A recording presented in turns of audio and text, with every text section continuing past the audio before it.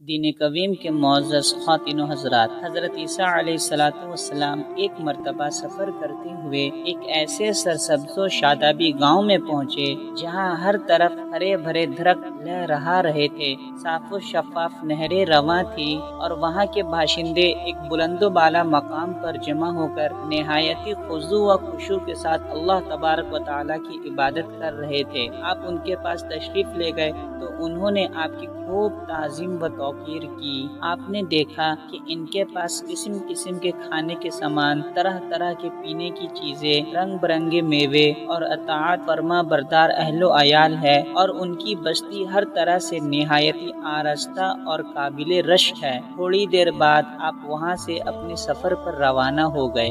جب 3 سال کے بعد پھر اس گاؤں سے آپ کا گزر ہوا تو آپ نے دیکھا کہ وہ سب کے سب ہلاک ہو چکے ہیں، ان کی لاشیں دنیا کی تصویر بن چکی اور ان کے عالیشان محل تباہ و برباد کھنڈرات میں تبدیل ہو چکے ہیں۔ عیسیٰ علیہ السلام کو اس عبرتناک منظر سے بہت تعجب ہوا۔ آپ نے خدائے تعالیٰ کی بارگاہ میں دعا کی اور عرض کیا، اے میرے پروردگار، میں جاننا چاہتا ہوں کہ یہ کس بدعملی کی وجہ سے ہلاک ہوئے ہیں۔ کیا انہوں نے نماز پڑھنا چھوڑ دیا تھا؟ کیا انہوں نے تیری اطاعت و فرما برداری سے منہ موڑ لیا تھا؟ اتنے میں غیب سے آواز آئی، اے عیسیٰ، ایسا کچھ بھی نہیں ہوا تھا، بلکہ واقعہ یہ ہے کہ ایک بے نمازی کا اس بستی سے گزر ہوا، اس نے یہاں کے پانی سے اپنا چہرہ دھلا، جب اس کا پانی زمین پر گرا تو اس کی نحوست کی وجہ سے لہلہاتے درخت سوکھ گئے، بہتی نہریں خشک ہو گئی، بلند و بالا مقامات زمین بوس ہو گئے اور یہاں کے رہنے والے ہلاک ہو گئے۔